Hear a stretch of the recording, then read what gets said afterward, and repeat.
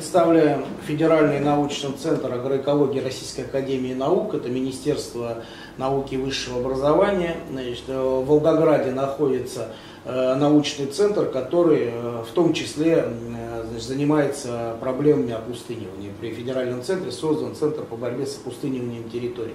Значит, вот та проблема деградации земель сельскохозяйственного назначения, проблема опустынивания, она изучается уже много лет. И, соответственно, то, в каком состоянии сейчас эти территории находятся, необходимо решение данной проблемы. Начиная с 2018 года эта проблема, она уже такая более явна и охватывает большие территории. Все время велось наблюдение и заострялась эта проблематика. На сегодняшний день это вынесено на федеральный уровень и принято решение правительством о финансировании мероприятий по проектированию и мероприятий по остановлению процессов опустынивания на территории пока 13 субъектов Российской Федерации. Большая часть, конечно, это субъекты Южного и Северокавказского федеральных округов. Поэтому вот сегодняшняя группа наша рабочая, так скажем, она выехала по южным субъектам для того, чтобы зафиксировать вот те процессы и результаты их действия, которые прошли последние несколько недель. Вот эти пыльные бури, значит, перемещение интенсивное песков с Каспия в сторону материковой части сюда. И, соответственно, вот мы сейчас должны, после проведенных там дешифрирования космических снимков, мы видим, как они распространялись, где они распространялись. Соответственно, мы выехали на эти территории для того, чтобы вот подготовить доклад в правительство о последствиях таких природных процессов. И еще раз заострить внимание о том, что решение правительства, оно было верным. Как, значит, докладывали, когда президенту было предложено, что вот был сталинский план преобразования природы, теперь нужен, по сути, путинский план преобразования природы. Для того, чтобы эта проблема, она очень такая глубокая и требует государственного решения. То есть субъекты на местах, они не справятся, как уже показала практика. Вот те мелиоративные системы, которые, защитные системы, работали много лет, соответственно, это, как правило, здесь по югу, это те породы древесно-кустарниковые, которые имеют достаточно ограниченный срок жизни вообще свой, фенологический. Соответственно, ну, там 30-50 лет, ну чуть больше. Сейчас они уже усыхают по естественным причинам, там воздействие природных пожаров, засухи и так далее. Вот мы сейчас наблюдаем процессы, когда та же акация, там глядичия, она уже в августе листву сбрасывает. То есть это защитные функции, ее реакция на отсутствие влаги практически, почвенной и воздушной. Соответственно, вот, государство приняло решение эту проблему решать глобально. Вот для этого мы здесь сегодня находимся. А что требуется от Ногайского района? Что? От Ногайского района что конкретно требуется? Какая помощь нужна нам от вас? Нам от вас? Значит, ну, во-первых, мы должны проехать, ну как без хозяина ездить по территории. Ну, да? Во-первых, вы должны показать нам наиболее важные для вас проблемы, чтобы мы их зафиксировали.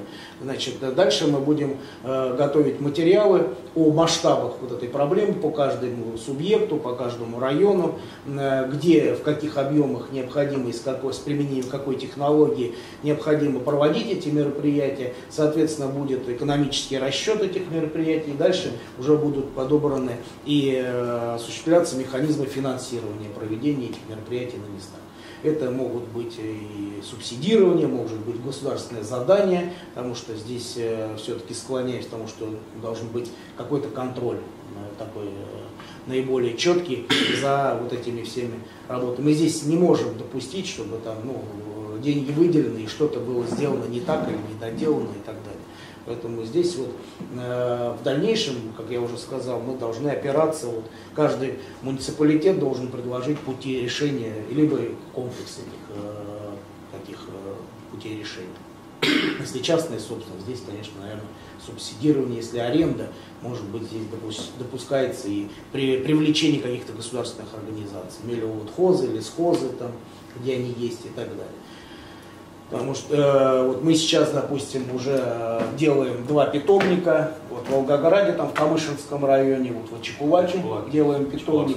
Потому что первое, что вот даже отсюда сейчас взяли семена джузгуна, поедем в Чебоксары на завод, где делают вот эти сеялки для посева. То есть, что там, ну, желудевые делают для березы, для липы, а джузгун они не понимают, как это выглядит, как он должен сыпаться там. То есть нужен механизм, который будет его туда в семяпровод просто направлять, погружать. То есть такие моменты подготовительные, они параллельно должны быть. Мы понимаем, что там для Астрахани, для Ростова, для Волгограда мы будем там, может быть, там, вплоть до закрытой корневой системы выращивать сосну, да, там разными способами. Значит, для более южных регионов здесь другие породы, в ЗКС не вырастешь.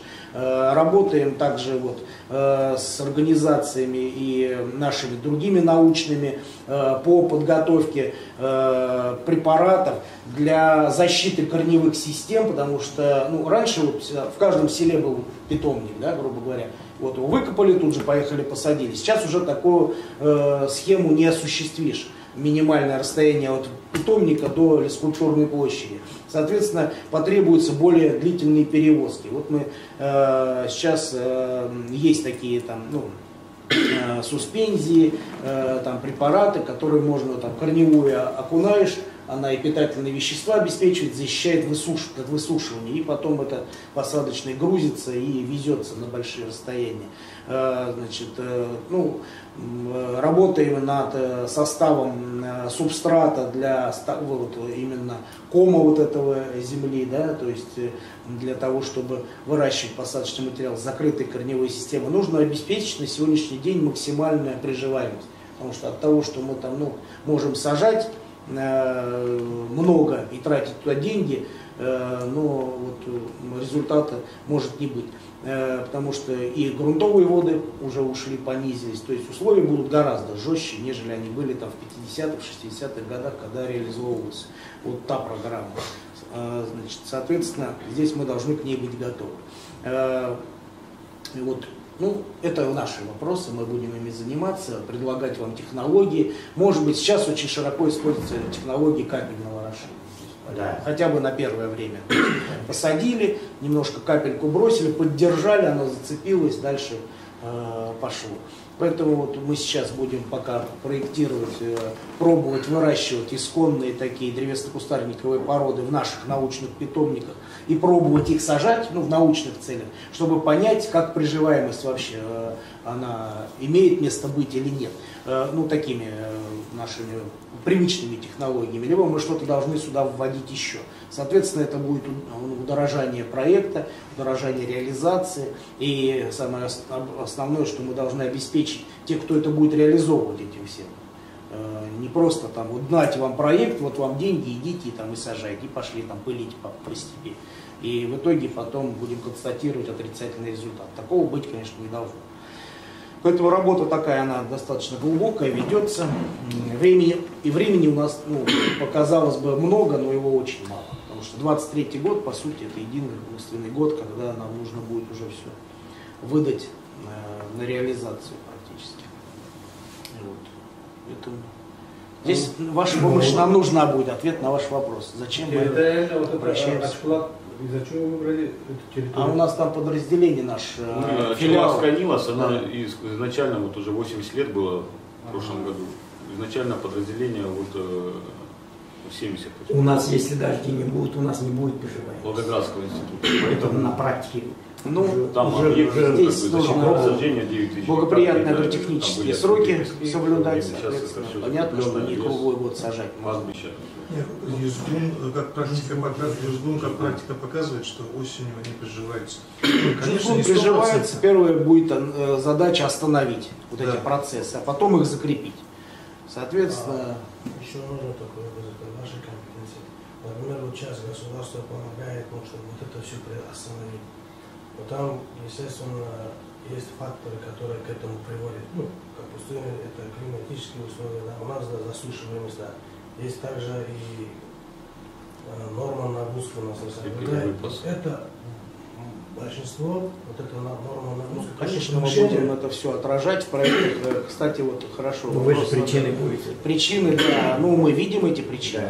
Это распашка пастбищ, которые никогда не пахались, распашка ленточных пастбищ, которые были созданы когда-то и так далее. Увеличение нагрузки, введение пастбищных земель в сельхозтоварооборот под выращивание зерновых и так далее. Соответственно, вот мы там наблюдаем, то есть пыль и песок, он ниоткуда не прилетел там с Каспия. Большей частью он вот с одного поля на другое переносит. Потому что если было там соблюдено 150 метров между защитными полосами, часть их сейчас уже нет, там 300 метров и больше, они уже свои функции практически не выполняют. Это мы все будем отражать, и нам нужны будут тогда материалы, землеустройства старых тех времен, советских, где были пастбища, потому что сейчас, вот как в некоторых районах там говорят, уже нет такой градации практически.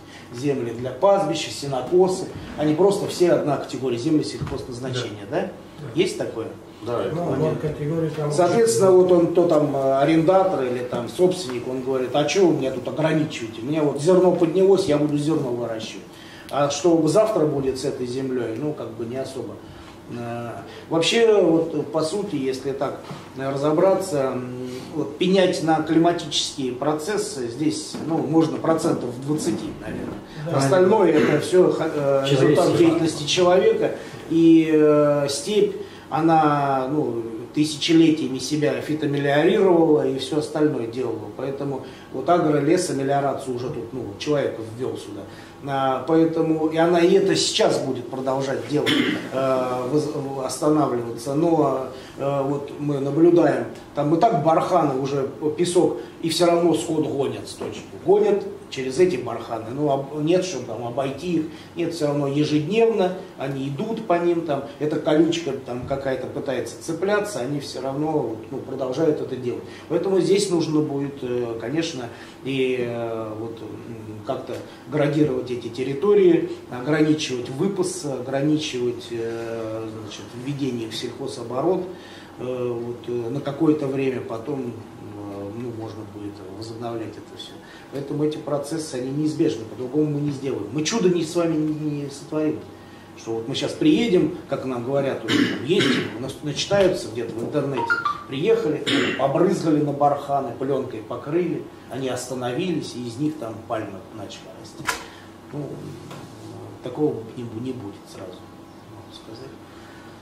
Спасибо. Простые будут земные, тяжелые, сложные решения. Их надо делать иначе. Да. Спасибо за подробную информацию и подробное объяснение вашей деятельности. Чуда не будет, правильно говорите. Мы, как глава Ногайской района, заявляю, что будем взаимодействовать в режиме 24/7 и окажем всяческую поддержку в решении. Это мы заинтересованы. Весь наш народ, весь наш район заинтересован в решении этой проблемы.